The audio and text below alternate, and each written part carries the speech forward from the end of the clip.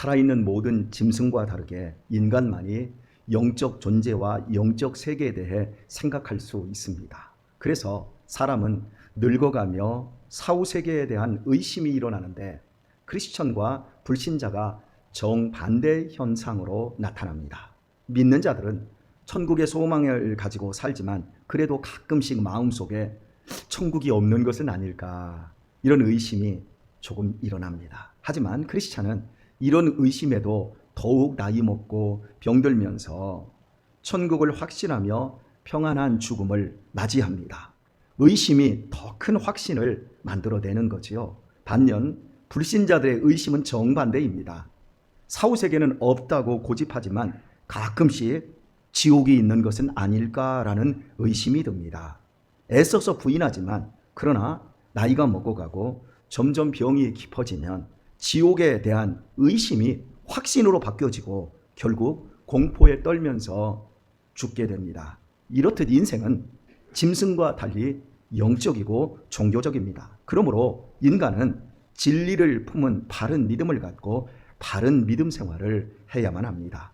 2000년 전 유대인들은 세례 요한으로부터 예수님께서 세상 죄를 지신 메시아이심을 소개를 받았습니다. 그리고 하나님께서는 예수님을 통해 수많은 기적으로 예수님께서 당신의 아들이심을 밝혀주셨습니다. 더욱이 3번에 걸쳐 이는 내 사랑하는 아들이니 너희는 그의 음성을 들어라. 이렇게까지 하늘에서 음성까지 보여주셨습니다. 그러나 유대인들은 그리스도를 배척했습니다. 그 안타까운 현실에 대해 주님께서는 오늘 본문을 통해 우리가 읽은 대로 한탄을 하셨습니다. 너희가 성경에서 영생을 얻는 줄 생각하고 성경을 상고하거니와 이 성경이 곧 내게 대하여 증거하는 것이로다. 그러나 너희가 영생을 얻기 위하여 내게 오기를 원하지 아니하는도다.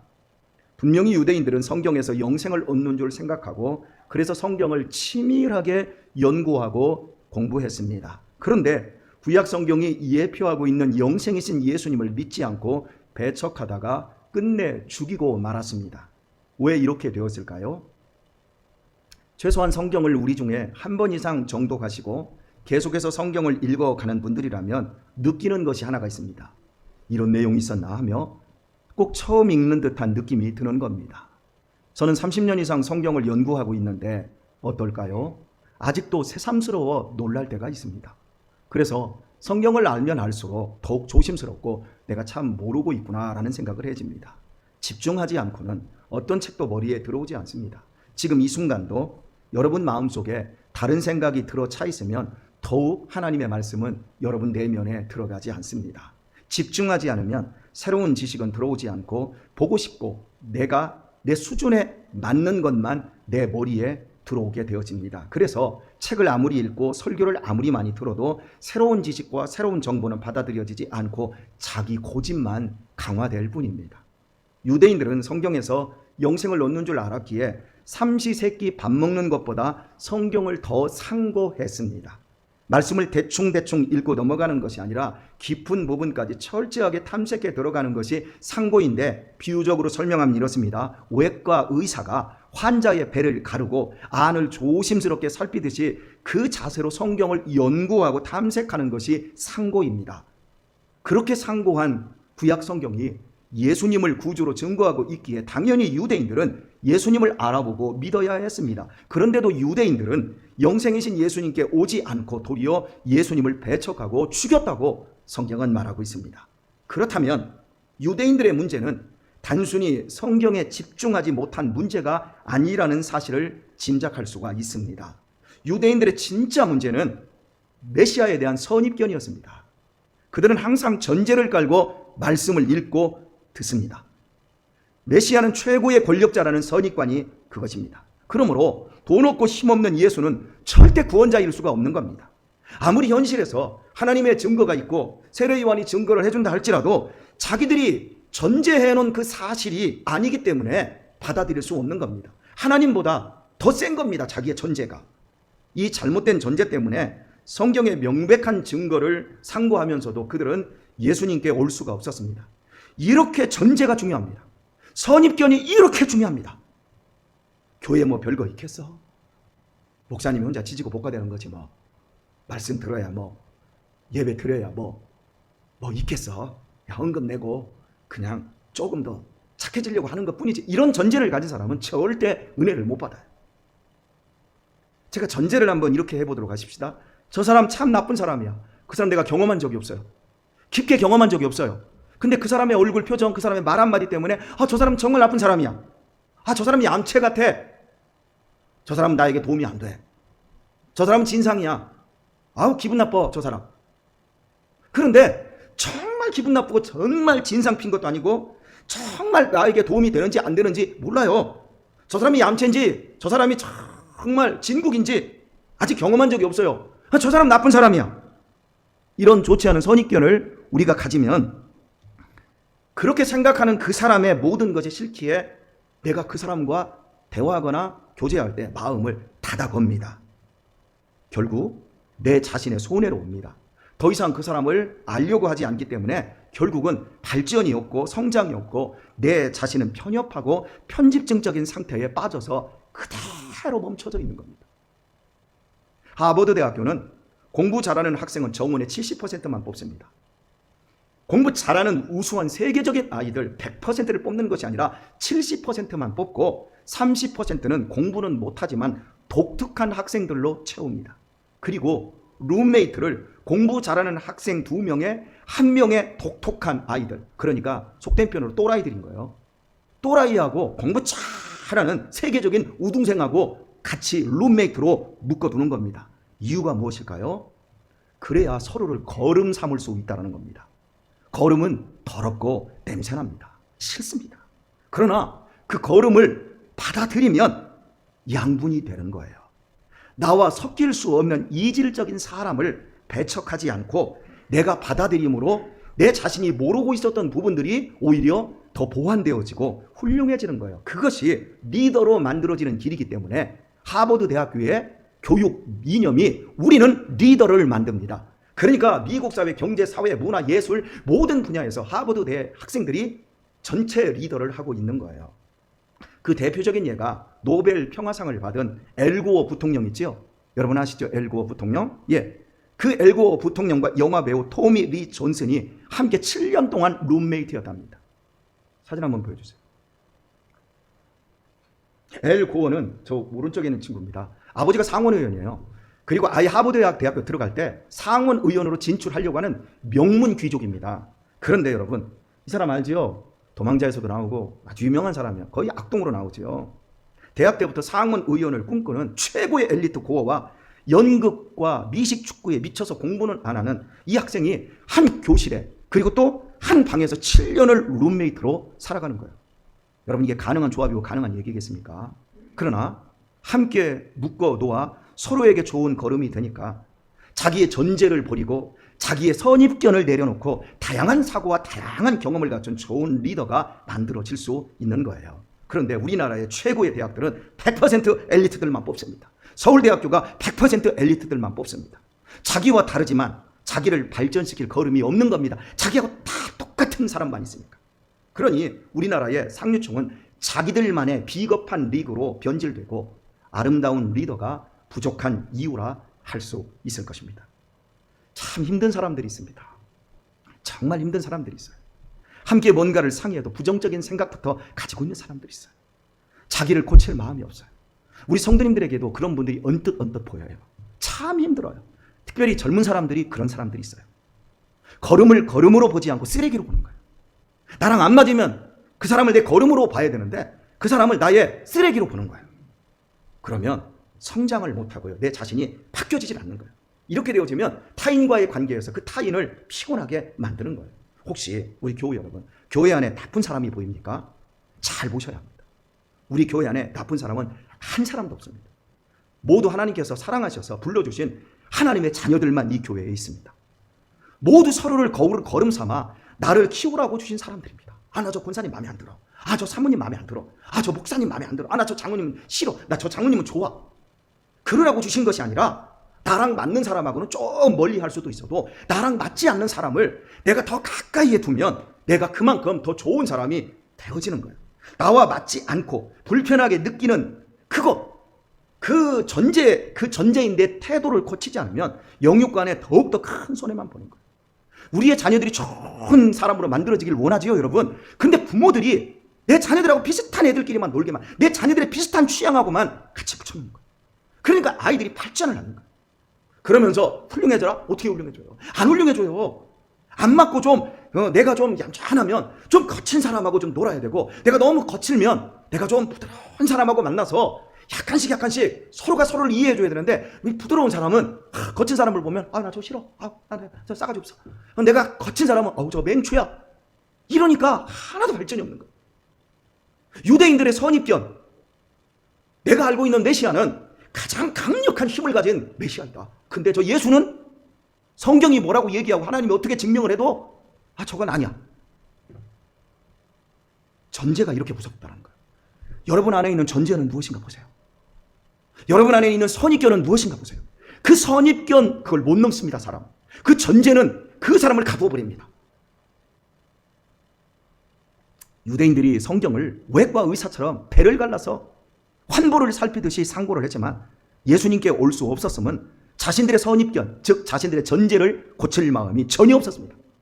교회까지 와서도 자기를 고칠 마음이 없으니까 조는 거예요. 교회까지 와서도 자기를 해결할 마음이 없으니까 영생을 얻을 줄 생각하고 교회까지 와서 딴짓하는 거예요. 지옥의 자식 노릇을 하는 사람들이 있어요. 우리 교회인들 말고. 막 멱살을 잡고 싸우는 사람이 있지 않나? 성경책을 막 집어던지는 사람이 있지 않나?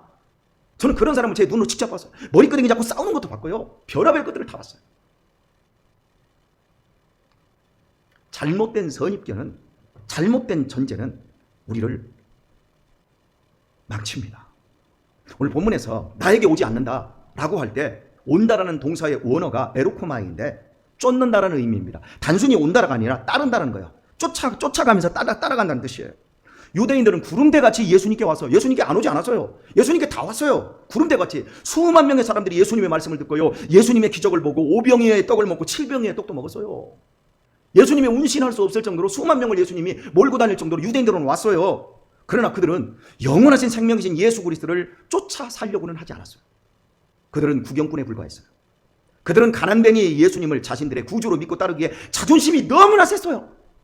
우리 가운데 자존심이 세신 분들은 하나님한테 되게 맞을 겁니다. 무슨 방법으로든지 하나님께서 때리십니다. 내가 자존심이 세다고 생각하시는 분들은요, 속히 자존심 내려놓고 회개하셔야 돼요. 분명히 하나님이 우리의 자존심을 가만두지 않습니다. 하나님의 자녀로서 거듭난 자존감은 하나님이 인정해 주시지만, 죄에서 오는 그 전제에 있는 하나님보다 자기가 더 셀 것 같다라고 하는 그 나도 모르는 무의식 속에 있는 그 자존심, 그걸 하나님이 나중에 어떻게 밟으시나 보세요. 여러분이 분명히 보게 돼요. 너무 자존심이 유대인들은 셌어요. 그래서 군중으로 예수님께 몰려갔을 뿐 영생을 찾으면서도 영생의 본체이신 예수님을 개인적으로는 쫓지 않는 거예요. 군중으로는 같이 가도 군중 속에 다 숨어 있는 거예요. 개인적으로 자기를 부인하는 것은 그 어떤 고통보다 크기 때문에 교만한 자들은 결코 자기를 부인할 수가 없습니다. 함께 모여서 적당히 예배하고 적당히 종교생활을 할 수 있겠는데, 개인적으로 나는 예수님만 따릅니다, 입으로 고백하는 거, 그걸 못하는 거예요. 정말 힘든 거예요. 결국 자기 세계에 갇혀서 자기 전제 안에서 신앙은 유대인들처럼 열심히 하지만 하나님과 상관없는 종교 노름으로 전락할 수 있습니다. 성경을 읽고 배우는 목적은 살아계신 하나님과 그리스도의 인격을 만나기 위해서인 겁니다. 성경을 통해서 내가 너 사랑해, 내가 너 구원하였노라, 내가 너와 함께 가노라, 이렇게 말씀해 주시는 주님을 만나야 하는 겁니다. 그런데 유대인들은 예수님을 쫓아 영생을 얻는 자리로 가지 않고 군중이 되어서 예수님께 함께 몰려갔다가 열심히 성경 공부하는 자리에 그냥 머물러 있는 거예요. 이것은 오늘 우리의 모습일 수 있습니다. 우리는 매주 영생의 말씀을 듣기 위해 이 자리에 몰려옵니다. 그러나 성경 지식과 신학적인 견해만 좋아질 뿐 영생이신 주님을 개인적으로 쫓지 않을 수 있습니다. 많은 사람들이 자기 생각이 견고합니다. 자기 소견에 옳은 대로 신앙생활 하겠다라는 선입견이 머리에 꽉 들어차 있습니다. 목사님이 아니라 천사도 성령님도 나를 이래라 저래라 할 수 없습니다. 이런 자기 고집, 자기 소견이 우리 안에 있습니다. 교회에 있지만 너무나도 자기 생각에 빠져 있어서 그 복잡한 머리와 마음에 도저히 주님께서 들어갈 틈이 없는 사람들이 있어요. 그런 분들은 주님을 쫓을 수가 없어요. 그저 혼자 고민하며 열심히 이리 뛰고 저리 뛰며 인생의 시간을 다 보내는 거예요. 그렇게 열심히 자기 생각대로 산 결과가 죽음 앞에서 무엇일 것 같습니까? 후회인 거예요. 영국의 대문호, 영국과 바꾸지 않는다라는 셰익스피어의 햄릿이라는 작품의 줄거리는 이렇습니다. 왕자 햄릿은 부친이 삼촌에게 독살당하고 왕위를 빼앗겠다라는 의심을 품고 광대들을 궁으로 불러들입니다. 그리고 독살 장면을 연극 무대에 올려서 아버지의 죽음에 얽힌 진실을 확인하고자 합니다. 연극이지만 자신들의 숨은 진실이 들어있는 연극을 보고 있던 왕과 왕비는 얼굴이 새파랗게 질려버립니다. 연극이지만 자신들의 숨은 진실이 들어있는 연극을 보고 있던 왕과 왕비는 자신들의 내면을 속일 수가 없었던 거예요. 우리가 바른 지각을 가지고 성경을 제대로 읽는다면 우리의 얼굴은 새파랗게 질리지 않을 수 없어요. 말씀이 무슨 말씀이 좋다는 둥, 은혜스럽다는 둥 사치스럽게 말을 할 수가 없고 줄치면서 좋은 구절만 선택할 수가 없어요. 왜냐하면 성경 안에 기록된 모든 죄악들이 바로 내가 살았던 삶이요, 바로 내 자신이라는 것이 분명하기 때문입니다. 소스라치게 놀라며 당황하게 됩니다. 내 자신의 지옥 갈 운명 앞에 기절할 만큼 놀라고 또 두려워지게 됩니다. 그리고 그리스도 외에는 아무런 희망이 없음을 깨닫고 구원과 생명이신 예수님께 자신을 맡기지 않을 수 없게 되어집니다. 인간은 아무도 실존적인 문제에 있어서 자신이 얼마나 위험한 상태에 있는지 알지 못합니다. 나를 내가 모릅니다. 그래서 나 어때요? 나 어떤 사람이라고 생각하세요? 자꾸 물어요. 여러분, 내가 나를 모르는데 남들이 나를 객관적으로 알아줄 수 있겠습니까? 물으나 마나지요. 그러니까 모르는 거예요. 우리는 자기가 누구인지, 앞에 어떤 위험이 기다리고 있는지도 모르면서 가진 것만을 자랑하는 데만 정신이 팔려 있어요. 머지않아 한 줌의 흙으로 없어지고 말 것인데 힘자랑, 돈자랑, 외모자랑, 지식자랑하는 한심한 존재, 교만한 존재예요. 그러나 성경 말씀을 통해 살아계신 하나님을 인격적으로 만나게 되면 그 모든 자랑은 우리 안에서 없어지고 맙니다. 아무리 대단한 사람도 하나님의 영광 앞에서는 자기 자신이 진흙덩이에 불과하다는 것을 발견할 수 있기 때문입니다. 구약 성경에서 우리가 확인하는 것은 하나님은 당신의 택한 백성의 죄를 다 들추어내신다는 거예요. 끊임없이 우리를 변명하고 우리의 죄를 숨기려고 하지만 하나님은 다 드러내시고 그것을 책임지시는 이야기가 구약 성경이에요. 성경에 얼마나 많은 악한 사람들과 악한 죄들과 심판이 기록되어 있습니까? 그 인물 하나하나가, 그 사건 하나하나가 놀랍게도 내 자신의 치졸한 모습입니다. 우리에게 선한 것이 전혀 없다는 것을 보여주고 있습니다. 이 절망 속에 또 보여주고 있는 것이 무엇입니까? 구약 성경에 나타나는 그 수많은 구원자들이 보여주었던 실제 인물이 누구입니까? 바로 예수님이십니다. 그 예수님을 바라보라는 거예요. 그 예수님을 쫓아가라는 거예요. 그 예수님을 기다리라는 거예요. 그 예수님 기다리고 있다가 그 예수님이 오면 그 예수님께로 가라는 거예요. 너희가 영생을 얻기 위해 성경을 상고하지, 그 예수님이 너희를 위해서 이 땅에서 영원한 생명을 주실 분이니까 그분이 오면 그분에게 가라고 성경을 주신 거예요. 이제 친히 하나님의 아들이 당신의 백성에게 죄와 사망을 부숴버리고 영생을 주시고자 직접 강림하신 것입니다. 이 얼마나 큰 축복입니까? 그런데 유대인들은 영생이신 이 예수님을 거부했습니다. 잘못된 전제, 그 교만 때문에요. 인간에게 중요한 것은 의롭게 되어 하나님 앞에 서는 것입니다. 어떤 경우에도 죄인은 하나님 앞에 설 수가 없습니다. 하나님께서는 공의의 하나님이시기에 죄인에겐 반드시 지옥의 영원한 심판을 내리십니다. 그러나 하나님께서는 또한 사랑의 하나님이시기에 독생자 예수 그리스도로 하여금 인간을 대신하여 죽음의 심판을 받게 하시고 저와 여러분이 예수 그리스도 안에서 하나님께 나아갈 수 있도록 구원의 은총을 베풀어 주셨습니다. 구약 성경이 증거하는 예수님을 구주로 믿고 의롭게 되는 길이 드디어 인간에게 열린 것입니다. 엄청난 축복입니다. 엄청난 복음입니다. 불행하게도 오늘날 현대인은 머리가 너무나 좋습니다. 우리 자식들이 너무나 머리가 좋습니다. 부모들은 고등학교, 중학교밖에 안 나오는데 자식들은 다 대학 공부 다 시켜놨더니 아버지보다 엄마보다도 신앙적인 부모보다도 더 머리가 좋아서 부모 말을 안 듣습니다. 그래서 하나님의 말씀을 구닥다리로 취급합니다. 믿는 사람들이 너무나 쉽게 처세술로 인생을 사는 것을 보면 저는 장래를 아주 걱정합니다. 그 가는 길이 뻔하기 때문입니다. 인생은 답이 없다고 하는 말들을 많이 합니다. 속지 마십시오. 인생의 분명한 답은 예수 그리스도이십니다. 그분께 삶을 의지하고 그분의 인도를 받는 것이 가장 안전하고 가장 행복한 길입니다. 예수님은 모든 인생의 답입니다. 어린 시절에도 예수님이 답이고, 젊은 날에도 예수님이 답이고, 늙어서도 예수님이 답이고, 죽을 때에도 예수님이 답이고, 죽음 너머에도 예수님은 영원한 답입니다. 제가 30년 이상 목양하며 50대 중반으로 들어서면서 예수님이 답이라는 것은 너무나 확실한 진리로 제가 확인하고 있습니다. 저는 하나님의 은혜를 이제 귀로만 듣는 것이 아니라 손으로 만지고 있습니다. 하나님을 귀로 들을 뿐만 아니라 이제 눈으로 보고 있습니다. 과장처럼 보입니까? 과장이라고요? 제 표현이 오히려 부족할 정도로 예수님을 통해 주시는 하나님의 은혜가 더 클 뿐입니다. 저는 여러분이 예수님에게 모두 미치기를 원하고 있습니다. 충성과 순종으로 신앙생활 열심히 하는 분들과 여러분 가까워지시길 바랍니다. 나와 안 맞는 사람들도 예수님 때문에 진심으로 받아들이십시오. 그것이 나를 복되게 하는 믿음 생활입니다. 주님은 영원한 생명을 우리에게 주실 유일한 분이십니다. 주님은 우리의 마음과 삶을 고쳐주는 최고의 치료자이십니다. 주님은 우리의 모든 문제를 해결해 주실 전능하신 하나님이십니다. 예수님은 나의 죽음을 이기게 하시는 영생의 본체이십니다. 이 사실을 알고 이 진리를 믿는데 어찌 우리의 삶을 예수 그리스도 안에 두지 않을 수 있겠습니까? 어떻게 내 삶이 예수 그리스도를 쫓아 살지 않을 수 있겠습니까? 어떻게 내 삶과 인생 목적이 영원한 생명을 믿지 못하는 자들과 확연히 구분되지 않을 수 있겠습니까? 그러나 우리 중에 만약 누군가가 영원한 생명을 믿는다면서도 주님을 쫓아 영원한 생명의 삶을 살지는 않는다면, 그래서 삶의 변화가 일어나지 않는다면 그것은 영생에 대해 알기만 할 뿐 아직까지 영생이신 주님을 개인적으로 쫓지 않기 때문일 것입니다. 저는 여러분의 영혼을 책임진 목사로서 우리 중에는 이런 불행한 인생이 없기를 소원합니다. 오산에 150명 정도 모이는 교회에 청년 때부터 그 교회를 섬기던 장로님이 한 분 계셨습니다. 그 장로님께서는 결혼하면서 봉사를 너무너무 하고 싶어서 교회 주차장에 붙어있는 담장도 없는 집을 사셨습니다. 그리고 그때부터 20여 년을 교회 차 운전과 교회 차 세차, 화장실 청소, 현관 청소, 눈 오면 눈 썰고 사찰처럼 사셨습니다.